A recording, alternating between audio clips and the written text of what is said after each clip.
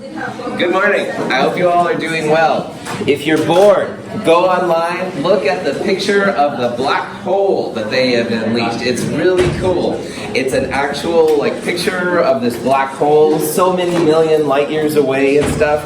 It's quite fantastic. I encourage you to check it out. But right now, we're talking about the pH scale. And at the end of Monday, we talked about how pH is a very fast way for a scientist to know if something is acidic or basic. And if something is less than 7 or greater than 7, the number actually tells you. So less than 7 means that something's acidic. So if you actually put a pH probe, which is what's here in the lower right corner, into a solution of Diet Coke, it comes out to be 3.12. That means that it's acidic. So most of the things we eat and drink are slightly acidic, which is kind of interesting. But how acidic, Dr. Russell? Oh, good. Whoever asked that in the back of the room I didn't see. If you want to know exactly how much acid there is, you really need to find out how much hydronium is present. Hydronium is the true measure of acidity, and pH equals minus log of the hydronium concentration. So if you take the anti-log, which on your calculators is usually second function, log, it's basically raising something to the 10th power. So if you put the negative on the other side, log hydronium equals minus pH. To get rid of that log, so you have just the hydronium, you go 10 raised to the power of both sides. And 10 raised to the power of a log, it cancels out, so you have just hydronium.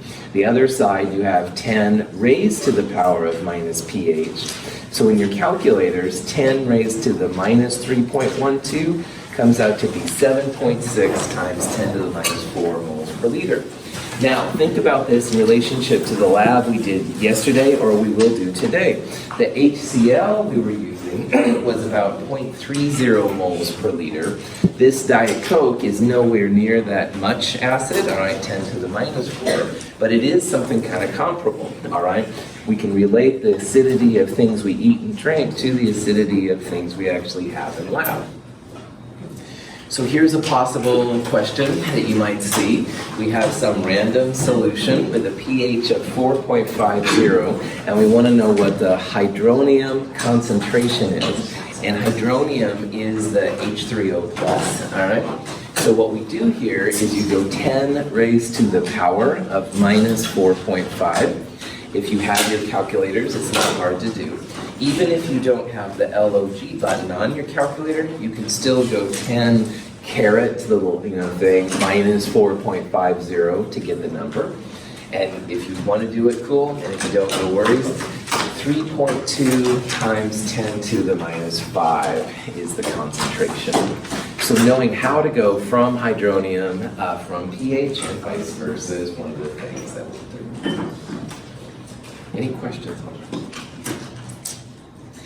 Now, I'm sure that some of you are just burning to ask this question and too shy, which I understand. 4.50 looks like a 3 sig fig number. And notice here how my answer was only 2 sig figs. So before we go any further with these things, we need to talk here really quickly about the official rules for significant figures and logarithms. And these rules really work for for natural logs, like we did at the end of Chem 222 a little bit, and also for the LOG. And logarithms are essentially like exponents with some special sig-fig rules. And I want to show some examples here. If you take the log of a measured number with n sig figs, your answer is going to have n numbers past the decimal, all right? So let me show some examples because I'm sure that's as clear as mud. Log of 3.07 times 10 to the minus 3. Now 3.07 10 to the minus 3 has 3 sig figs. So the answer here, when you report it, you would have 3 digits past the decimal. So it kind of looks like we're going from a 3 sig fig to a 4 sig fig. But when you do a logarithm, that first number helps you to understand the power of the number. It's not really a full sig fig when it comes to these official rules. So here's log of 1.1 10 to the minus 8, and if you take the opposite of it, this answer would be 7.96. So again, the 2 sig figs are present in the 2 digits past the decimal. So 7.96. So it kind of looks like it's 3 sig figs coming from 2 sig figs, but if you think about the actual rules, it's different. Now an anti-log, an anti-natural log, which would be e to the x, or in this case an anti-base 10 log, if you're going to translate this to sig figs, then remember that anything to the left of the decimal is just telling you what the power is. So if you're going to take an anti-log, like in this case, this would be only a 2 sig fig answer. You have 2 digits past the decimal point. So this answer would be 7.6 times 10 to the minus 4. Now, I'm trying hard at Chem 223 to not be as intense on sig figs as I have in other classes, I'll let you know. However, I'd like you to at least be aware of these and stuff so you don't give me like 100 sig figs, or what's even worse after taking a log would be only 1 sig fig. Like if you had even like only 1 digit to the left of the decimal. And I think it will help you to understand sometimes where my answers are coming from. Any questions? So everything around us has a pH value if there's some acid or base in it. And again, there's lots of cool charts for things like this. Most of the things that we eat and drink are under 7, which means they're acidic. And most of the things that are in our world that are greater than 7, most of those are like cleaners, all right? So ammonia things, which are used for cleaning kitchens and floors and stuff, those will be basic.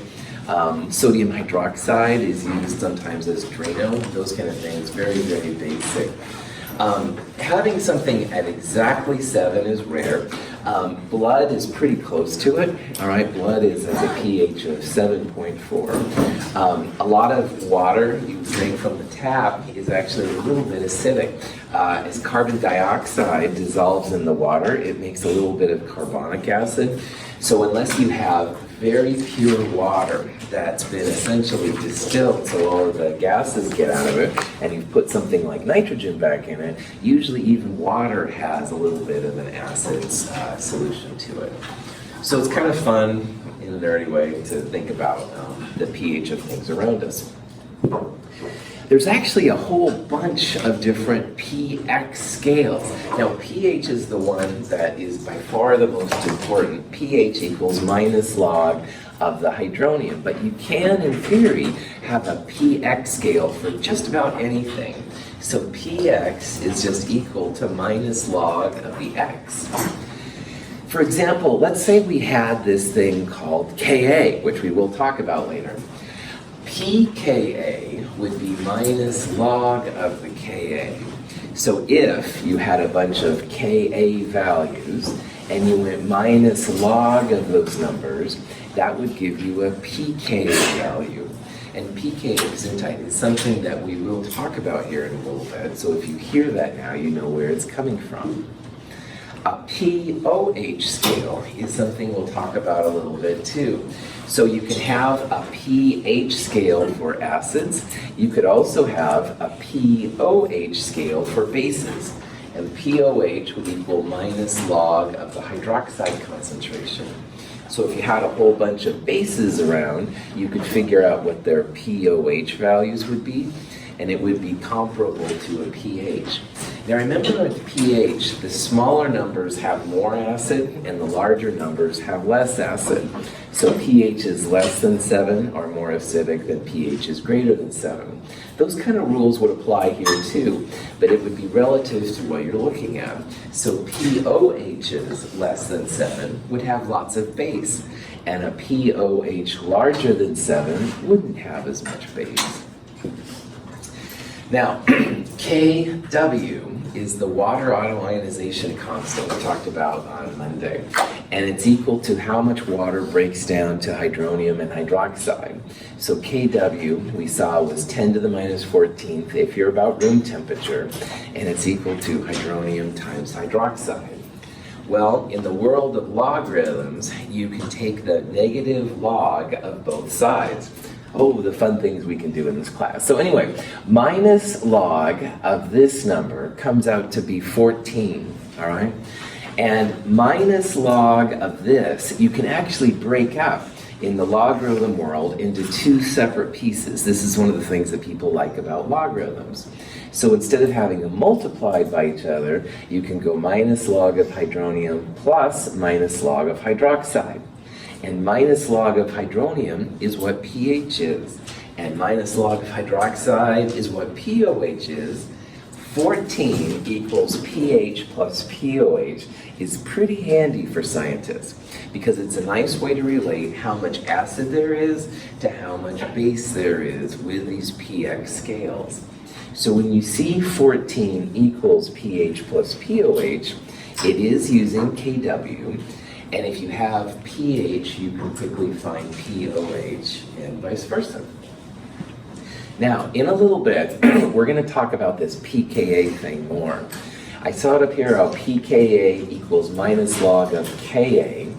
A stands for acid, and K, big K, you can probably imagine is an equilibrium constant.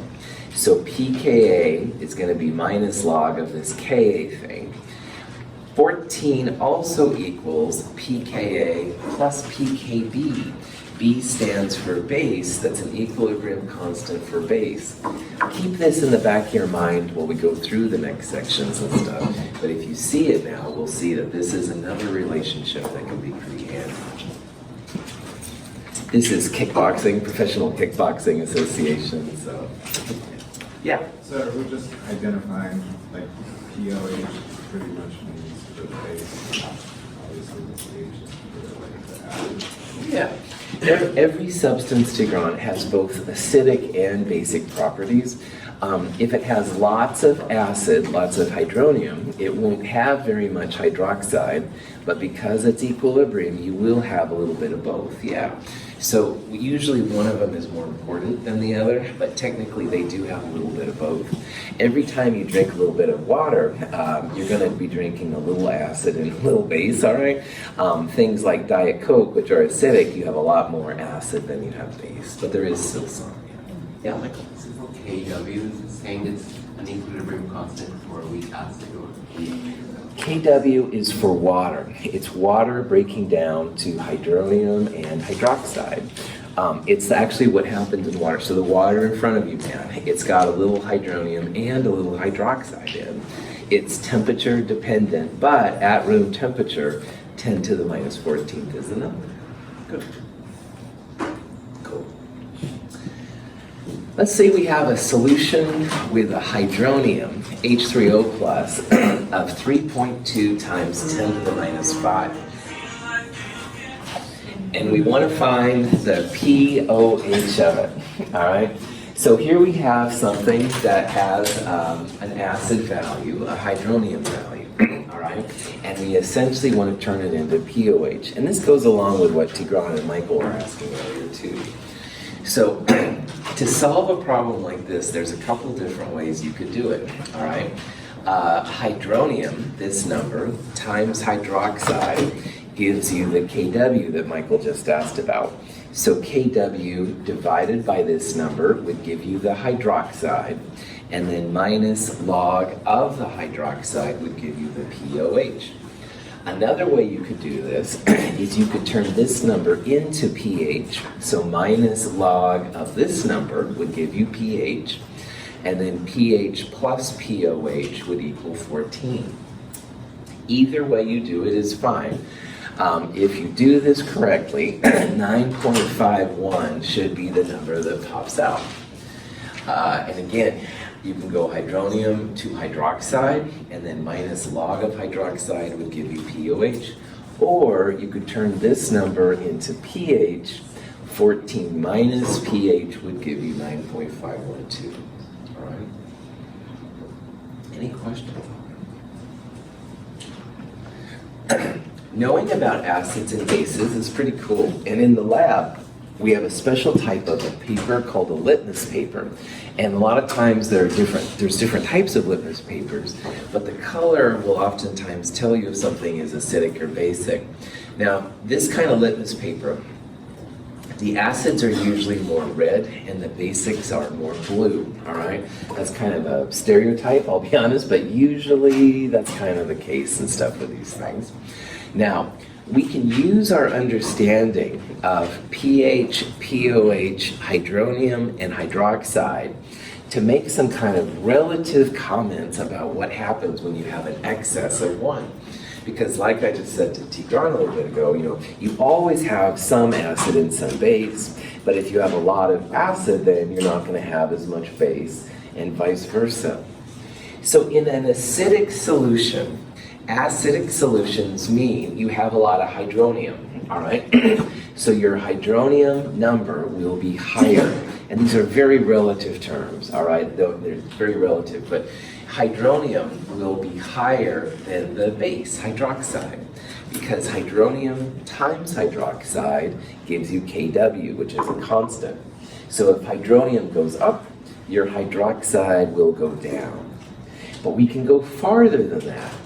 Hydronium high concentrations have low pH values. pH values less than 7 are acidic, pH values larger than 7 are basic.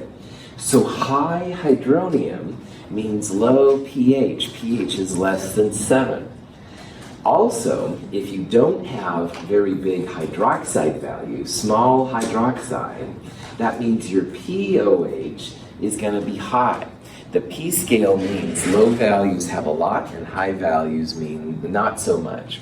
So if you don't have a lot of hydroxide, your pOH will probably be larger than 7. So again, high hydronium, low pH, low hydroxide, high pOH. Think about it in terms, I'll do it in front of the camera here. High hydronium, low pH, all right? And if you have high hydronium, your hydroxide is low, low hydroxide, high pOH. And it might make you kind of nervous or hypnotized. I'm sorry, I'm not a hypnotist. Anyway, something like that. But thinking about these things in relative terms can really be really helpful. So I put up here the relative amounts for acid. Bases just as important as the acids. So in a base, you're gonna have a lot of hydroxide and not as much acid. All right. So the base goes up as the hydronium goes down. If you have low hydronium, your pH will be larger than 7. That means you have a basic solution. So the pH will be high. On the other hand, just like before with the acid, now we have more hydroxide. High hydroxide means your pOH will be lower. So if you can think about what these mean in a relative sense, it'll help you to make sense of your answers. You can probably see that after the problems that we did yesterday, or the problems that we'll do today, I'll try and give you ways to think if the answers make sense. This is a really good way. If you're calculating the pH of a base, you should have a pH which is not acidic, all right? And you should have, if it is a base, you should have more hydroxide than you have hydronium, stuff like that. So it'll help you sometimes to see if your answers make sense. Any questions on that? Cool. Now, an interesting thing starts happening when you start thinking about the conjugates of weak acids and weak bases.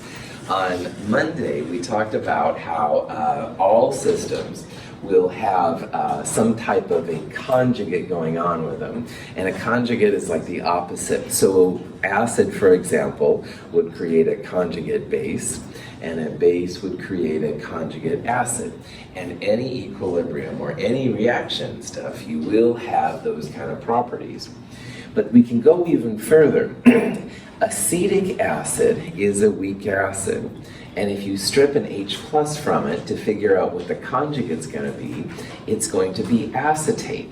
So if acetic acid is an acid, then by all means, the acetate, the part without the H plus, is going to be a base. So these two here are called conjugate pairs. And if you put acetic acid in solution, it should be an acid. On the other hand, if we start putting sodium acetate in water, acetate is a base, so the pH will be basic in that level. Ammonia is a very common weak base that we've talked about. And so I hope that by this point you know that ammonia is basic. The conjugate of ammonium would be NH4 plus the ammonium cation. And ammonium will be an acid. This is a base, so the opposite of the base is the conjugate. That's going to be an acid. So knowing about these conjugates can be really helpful. You can see what's going on. Carbonate, definitely a base. Its conjugate, the hydrogen carbonate slash bicarbonate ion, should be a little bit acidic. All of these are weak systems, all right? They just ionize a little bit. So they don't make like a lot of H plus or OH minus, but they do make a little bit, and that's what we're going to start tackling now and what happens in these kind of equilibrium. So here's acetic acid. Acetic acid I'm going to abbreviate a lot as HOAC. There's so many atoms in that one, and lazy chemist, whatever version of the C you want to use. But anyway, HOAC will mean acetic acid. And it reacts with water. Because it's an acid, it makes hydronium. And the conjugate of acetic acid is the acetate ion. So OAC minus would be the acetate ion, CH3CO2 minus. Now the acid makes a conjugate base. Water here is acting as a base. It's taking the H plus from the acetic acid to make hydronium. So hydronium would be the conjugate acid of water. We can actually calculate an equilibrium constant for this lab, all right? And if you think about what an equilibrium constant would be, products divided by reactants. So you'll see hydronium, you'll see the acetate, you'll see the acetic acid. Why is water not there? Liquid, that's right. Liquids and solids are exempt from K. So when they figured out what this Ka is, the K comes out to be 1.8 times 10 to the minus 5. So will acetic acid here make a lot of hydronium or just a little bit of hydronium? Not a lot, that's right, small amounts. Now the way you can think about it, if you're juvenile like me, someone's going to throw acid in your face, hydrochloric versus acetic, take the acetic acid because acetic acid doesn't have as much hydronium. Hydrochloric, we'll see, full on, burn your face, Two-Face from Batman kind of thing. Acetic acid, you might have a chance because your K is much less than 1, there won't be as much of that bad thing. Kind of violent imagery, I apologize for that. But anyway, Ka, which we talked about, what I was mentioning earlier, is an acid equilibrium constant. They're always used for weak acids, so that means your K should be less than 1, and sometimes much, much less than 1. And the equilibrium constant will depend not only on how much acid you have, but also on what that base is doing, and we'll talk about that here in a little bit. So if you see Ka, it's always products divided by reactants. The reactant will be the acid, and one of the products is going to be the hydronium. Questions on that? If you have a generic acid, HA, it can react with water. Hydronium is the product and the conjugate base. Now remember, A means acid, and acid means hydronium. So all your Kas are going to have hydronium as one of the products. It's going to be in the numerator. All these weak acids are going to have Ks less than 1. And usually pHs, we'll see there's lots of factors that go into it. pH is usually in the range like 2 to 7. Hydrochloric acid, you can get up to pHs of 1s, 0s, and even sometimes negative 1s. But the weak acids, we have to think about this equilibrium. Not all of the acid is dissociating into the hydronium, which affects pH, so generally they're smaller. You can also have a Kb expression for a base. So using a generic B for base, so this could be, for example, ammonia or something like that. The base will react with water. Water here is acting as an acid. It's giving up an H+. So the base accepts the H+ to make the conjugate acid, BH+, plus hydroxide.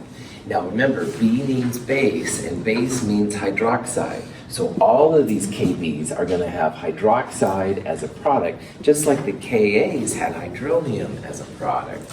So that if this was ammonia, you'd have ammonia NH3 reacting with water to make ammonium, the old NH3 with an additional H plus thrown in, plus hydroxide. And any of these kind of things are that. So if you see values of Kb, remember that means base. Base is hydroxide. Bases will be less basic than like sodium hydroxide, lithium hydroxide, potassium hydroxide. Cool. Now, if you take a weak acid, generic weak acid HA, and you can write an expression like this. So imagine that we had, for example, acetic acid reacting with water. It would make the hydronium ion and some acetate, and we'll have a Ka value that somebody can calculate. But what's really interesting for these is that if you take the corresponding conjugate base and give it its own K expression, you'll see something really interesting. So if HA is acetic acid, then A minus would be the acetate ion, the conjugate base. If you give it its own Kb, this would be the acetate ion. It's a base reacting with water. It makes the conjugate acid of A minus. So if this is acetate, we would recreate acetic acid here, plus some hydroxide. And this is really what a Kb expression is all about. But notice, if you combine these two equations, and you know chemists like to do this kind of stuff, right? Hess's law and all that jazz. If you combine these two expressions, the HAs on opposite sides will cancel, the A minuses on opposite sides will cancel, and what you're left with, once you cancel everything out, two waters making hydronium plus hydroxide. And this is that water autoionization thing we looked at on Monday. So what this means for us is that if you combine expressions, you're going to get Kw. Remember, if you combine things, you can go first K times the second A. So Ka times Kb is going to equal Kw. And this is also something that's going to be really helpful for us. It's more than just hydronium times hydroxide equals Kw. Now it's also Ka times Kb equals Kw. And these Ks are useful if you have a weak acid, weak base that are conjugates of each other. So this is pretty important for what we're going to talk about. The Ka for acetic acid times the Kb for acetate, its conjugate base, will always equal Kw. Now you don't have to use acetic acid. You could have Kb for ammonia, and you could have Ka for ammonium. Those are conjugates of each other. That should also equal Kw. And just like we did with hydronium times hydroxide equals Kw, pKa plus pKb also equals 14. So we're going to use these relationships to help us better understand weak acids and weak bases and how they interact. And again, knowing that they're always equal to Kw, or that the pKa's together equal 14, pretty cool in this world. Yeah. So Ka times Kb is just weak acid and weak base as long as they're conjugates of each other? That's right, that's right, that's right. Yep, that's exactly what it is. You don't have to worry about Ks for the strong acids and strong bases like we'll talk about, but for the weak ones, that's really cool. So Anthony's totally hit on something exciting. We found a brand new acid in a type of marine fish. We have a Ka for it, but we don't have Kb. No problem. Kw divided by that Ka would give us the Kb value for it. Yeah. So this little table is kind of important to us, and it's a way that the different Kas and Kbs are listed. And in problem set number 2 is a table like this, and we'll use this table in both problem set 2 and problem set number 3. Now, there's different types of tables, and you can look on Google and use your own if you want to, but how they're generally set up is acids are on the left and bases are on the right, okay? And the acids usually start with the strong acids, and the acids get weaker as you go down. On the other hand, the strongest bases are down here, and if you go up, they get weaker. Or you can think about it, of course, as the weakest bases to the strongest bases. And why they have that set up is because opposite each other, you have a weak acid and its conjugate base, or a weak base and its conjugate acid. So right here is acetic acid. It might be hard to see. This is the formula for acetic acid. Ka, which is what this table is, 1.8 times 10 to the minus 5. And right across from it, the conjugate base. Remember, conjugates are related by an H+. So you'll take an H+ away from this side to get over here to this side. So this is acetate. Its Kb value, 5.6 times 10 to the minus 10, and that equals acetate. And if you do the math, Kb times Ka always should equal Kw, all right? So that's why the acids get stronger this way and the bases get stronger that way. Ka times Kb equals Kw. So if the acids are getting stronger, K is getting larger, then the Kb's will get weaker, etc., etc. None of these numbers do you have to memorize. This is a table. Tigran, you're so disappointed. Man, sorry. If you all could have seen his expression, like, so I had to make a comment. Sorry, Tigran. Prophet, back on. Anyway, acids, bases, opposite, all right? Conjugates are equal to each other, stuff like that. One final thing. Equilibrium, K, all right? As the K gets bigger, you're going to have more product. As the K gets smaller, you're going to have less product. Every K that's less than 1 is weak. However, as you go up this scale, all right, your K numbers are getting larger. So you're going to have stronger weak acids at the top and weaker weak acids at the bottom. So that's something else to think about. And it's all about K, all right? K becomes greater than 1. That's when you truly have product favored. But as it gets closer, as the numbers get bigger, you're going to have more product. And the same thing over here. So the stronger weak bases are going to be down here. They're going to have larger Kb values. And the weaker weak bases will be up here. They're going to have the smaller K numbers. It all comes down to equilibrium once again. Product favored means bigger numbers, reactant favored smaller numbers. In this context, you can have a larger number less than 1 to be a stronger weak acid or weak base, and vice versa. So knowing that, here are 5 bases, all right? You can look all these numbers up on the table and stuff like that. And I would like you to think about which one of these is the strongest base. Now, they all have small k's. None of these are the sodium hydroxides, potassium hydroxide, those kind of strong bases. But we can assign a relative amount of strength based on their equilibrium. Strength means it's giving hydroxide, and hydroxide is a product. So as the K number gets larger, you're going to have more and more hydroxide. So of these 5 Ks up here, which one is the biggest K? B, that's right. 2.1 times 10 to the minus 4. That's the biggest K value up there. So of those 5 bases, the carbonate base is going to create the most hydroxide. It has the largest K. It's the most product favored. These other ones are much more reactant favored than carbonate. But again, carbonate is reactant favored too. It's just it's the largest of the Ks. So if you only had these bases and you needed a base and you want something relatively strong, I would use carbonate in this case. So see how we're using these relative values of K to assign how strong or weak something is? Any questions? So on that table, the weak acids are going to the strong acids on the left, and the weak bases are going to the stronger bases on the bottom, all right? In chemistry and in all the reactions, the stronger acid-base pair always moves to the weaker acid-base pair.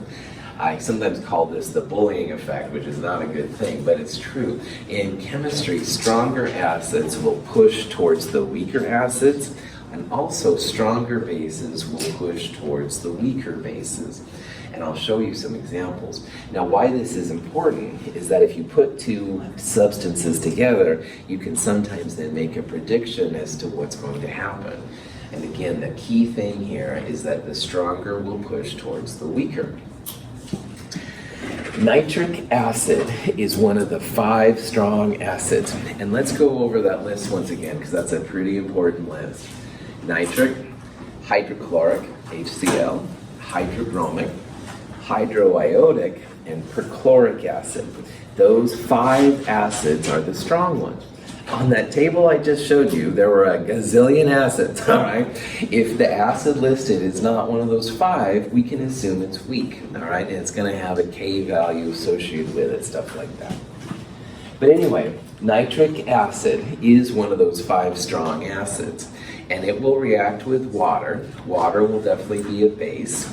Nitric acid will donate an H plus to water to make hydronium, the conjugate acid of water, and nitrate will be present from there. Now, if this is a strong acid, all right, do you think this reaction is going to be more reactant favored or more product favored? I heard both. Good. All right. If you have a strong acid, that thing is ready to go. I call them the hunter-killers of chemistry. They will totally annihilate whatever else is around there that they can until either that other substances has been removed or the acid itself has been used up. So anytime you see a strong acid or strong base, totally pushing in the opposite direction. So this strong acid is going to push big time to the product side.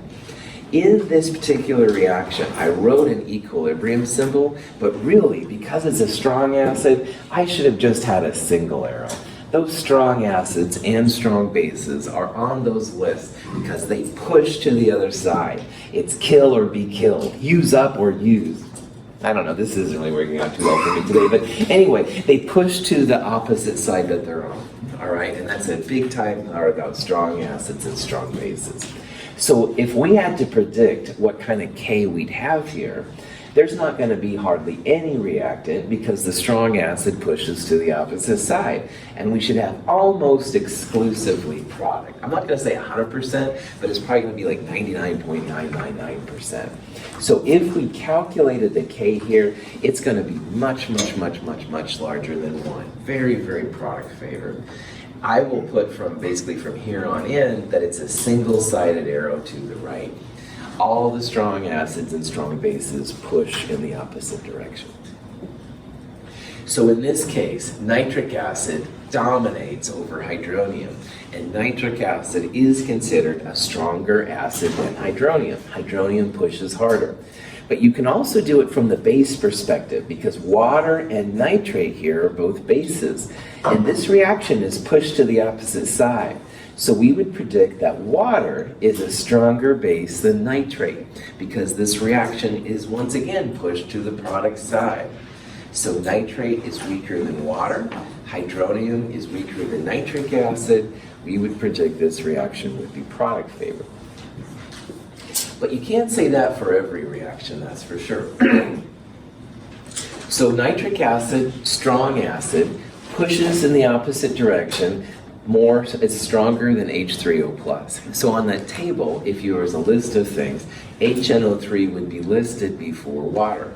On the other hand, you can do it for the bases too. Nitrate, the conjugate of a strong acid, is basically non-basic. There's just nothing to it.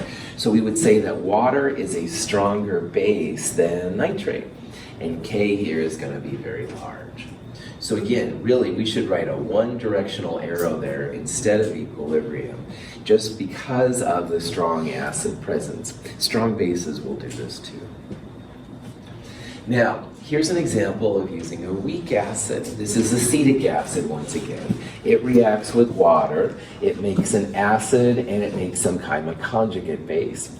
Anytime you have a weak acid, you're going to have a Ka value from that table, all right? Were any of the Ks that I showed you there quickly, were any of them larger than 1? No, I only showed you intentionally the ones that were less than 1, all right? Ka is less than 1. Are you going to have more reactant or more product? Reactant. Anytime you have K's less than 1, a lot more reactant, while K's larger than 1 would be product favored. If you see a weak acid on the left, that automatically means this is going to be reactant favored, all right? So acetic acid reacting with water, acetic acid gives up an H plus to become acetate, the conjugate base, and water takes that H plus to make hydronium. If this reaction is reactant favored, that means hydronium is a stronger acid than acetic acid. If any hydronium and acetate are made, they quickly push back to the other side. And we know that because this K is much less than 1. So all of the weak acids and stuff are generally going to be weaker than hydronium. Hydronium is a relatively strong acid. It wasn't as strong as nitric acid in the last example. Nitric acid pushed back, pushed harder. But in this context, yeah, equilibrium suggests reactant favored. Hydronium is a stronger acid than acetate. Stronger than acetic acid, excuse me. Acetate is a stronger base than water, all right? It's pushing towards the other side, just like hydronium's pushing on the other side. These are both stronger than these two species right here.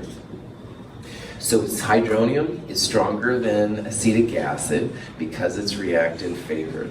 And conversely, acetate is stronger than water, all right? Water isn't that strong of a base. This is a small K.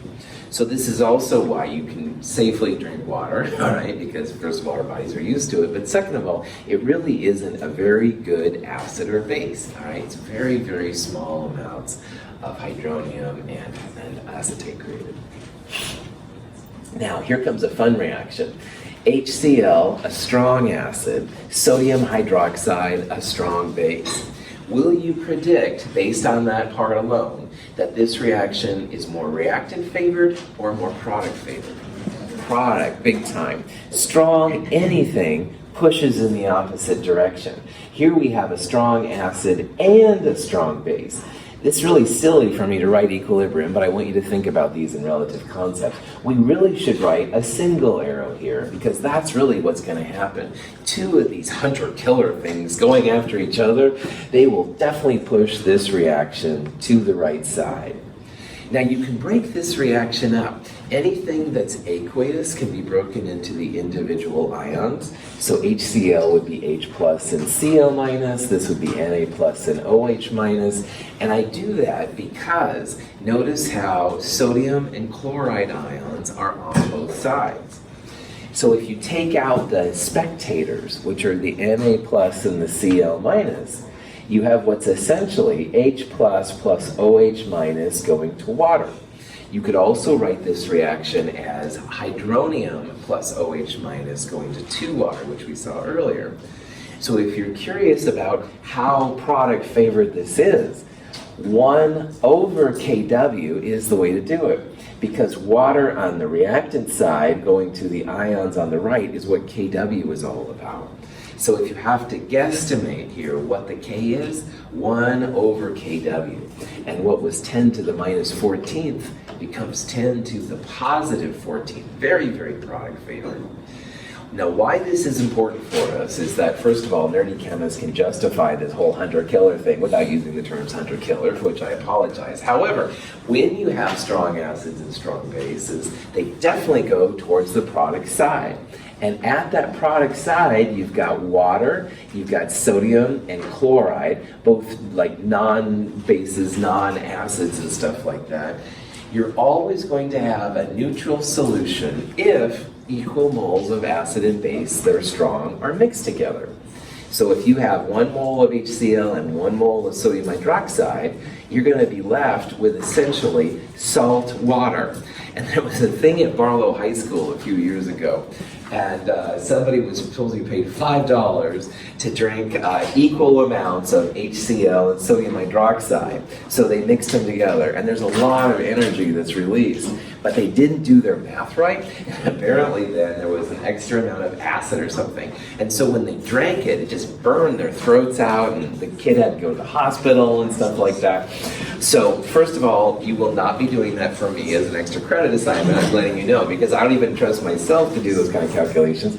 Second of all, in theory, if you add equal amounts of strong acid and strong base, you should make salt water.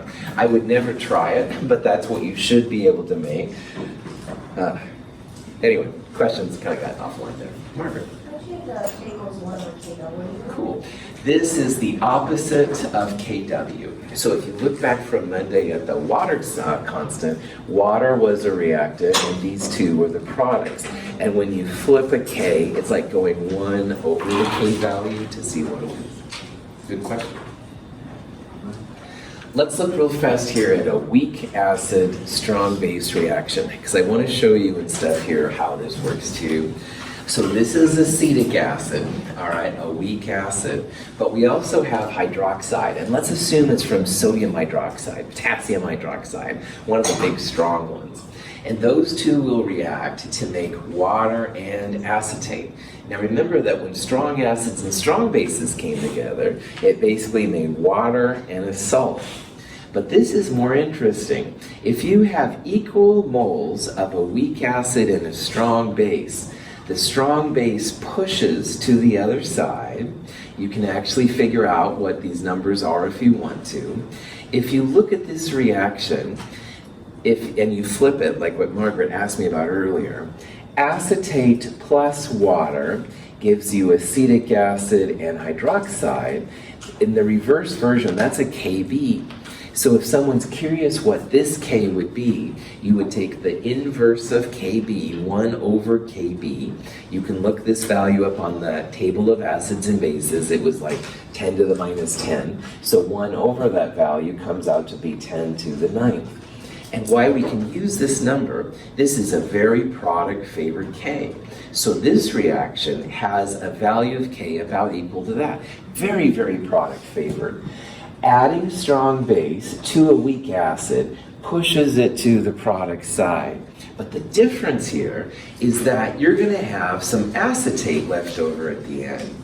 So imagine you're a silly person at Barlow trying to mix sodium hydroxide and acetic acid together, thinking it'll be salt water. Oh, no way, because in this case you still have water, but now you have the conjugate base of your weak acid. So when you have neutral equal moles, you're going to have a little bit of a basic sting in your solution at the end. Weak acids and weak bases are quite different from strong acids and strong bases coming together, because that conjugate is left over at the end. It has a little bit of a pH surprise. In this case, it's going to be basic. So weak acids will create basic solutions when equal moles are brought together. And that's a little counterintuitive. Like you'd think that acids and bases would just annihilate each other and they're gone. But that weak acid will create a conjugate base at the end. Your solution is going to be a little bit basic. Serge. Oh, cool. Sorry. Yeah, no, that's all right. Any questions on that? All right, we have a special visitor here, Tim. He's got kind of a cool idea, man. If you want to talk about it, that would be cool. If you're in front of my camera, it will be recorded, but you can also just talk right there. It's fine too. It's up to you. I think I'll stay over here. That's fine. That's totally fine. You don't. Yeah, that's fine. Are the videos online getting updated? Yeah, but it's not live, but I put a recording of it up later for people to look at and stuff. Yeah, so, but you can be on it early. It's up to you. Nice. Nice to see the 223 crew. I don't know that I've seen this class before. Congrats on successful 221 and 222 and getting here. That's part of why I'm here, is because your class is probably headed for transfer soon. And a lot of us have been using tutoring for a while, and I wanted to make available to you something that could really profit you as you transfer. We get a lot of usage from chemistry up in the tutoring area, and there can be long wait times. And one solution to that could also serve you is to do study groups. When you're off at PSU or Cornell or someplace and you are organizing with classmates and structuring your time and setting an agenda, there are some really basic things you can do that will serve you well. And we would like to provide you a study group. I have some times in my pocket for when tutors are available. We'll give you a tutor that hour, but really it'll be mostly working with each other, and the tutor will be there to help that go smoothly. So I really strongly encourage you to do this. Any thoughts on study groups also, Dr. Russell, about some of the benefits to your future and were they big for you? Anything like that you want to add about study groups to motivate before I give some times? Totally. Students have had really good success working with these groups with the LSC/Avid Center, and so Tim, you're really doing something cool. Yeah, in the past these have been really successful in getting over some of the difficult concepts. So that's why it's cool to have Tim here and talk about this, if it works in your schedule. Yeah. So 2 days a week look really good for this in terms of when the tutors are available and abundant. We would not need to go out of our way and schedule an extra tutor because we literally have 9 tutors when we need 7 kind of a thing. And we'll just pull one from the floor. I've heard that the name Damaris, for those who've been around, and Ben have been especially helpful, and it would probably be Damaris at these times. Chem 223 graduate from last spring. Yes. Awesome. So think about your Monday schedule. In your mind, picture this for a moment. When are you in class Monday? 9 to 10, and think about your other times because here are some times on Monday. If we get 5 people, we're not just going to pull a tutor and have them be with you for an hour when it's 1 or 2, then you can be at the drop-in tables and work with each other. But if we can get like 5 people at 10 o'clock on Monday, that's a time we have an excess of folks, and Damaris is there, and she could come over to the study group corner and set an agenda, and really, you guys could have her all to yourselves for the hour. The other time on Monday is 11. Do you know the dates of your exams? If you have Monday exams, no one's going to come to study group right afterwards. What day is exam 1? What day of the week? Tuesday. Yeah. At lab. They're not in lecture. Exams are in lab. That's right. For me, they are. Yeah. So Mondays could be a really good day if you have Tuesday or I guess the other lab. Right. That's So Wednesdays or the other lab. Yeah. okay, so this would be the day before. So we should probably mention that if you're going to come to study group, the way it's going to work, and Damaris will really orient you on the first day, but if you want the first day to come out and make the most, look through the, extra credit exam review ahead of time. Right. Look through your quizzes ahead of time, and of course the relevant problem sets and any other materials, so that when you come and she says, what is your top priority item? We want to make sure everybody's top priority item gets addressed. Be ready to know what your top priority item is, having a look through. And then, of course, as your class, and if you need to go to your next class, we're not offended if you take off, right? Class is Totally. over after this. Totally. But we're going to keep going if you want some more info. And I do invite you to also come down and share a number, because we will need a ringleader. I'm going to give that person Damaris' email. So if you're really interested in this subject, let's come down or stay for a minute and we'll keep talking and we'll get a ringleader. We'll see who we've got and what time. There's some more times on Fridays too. So. If you're interested, definitely go down and talk to Tim, man. This would be a cool thing if it works in your schedule. Simple.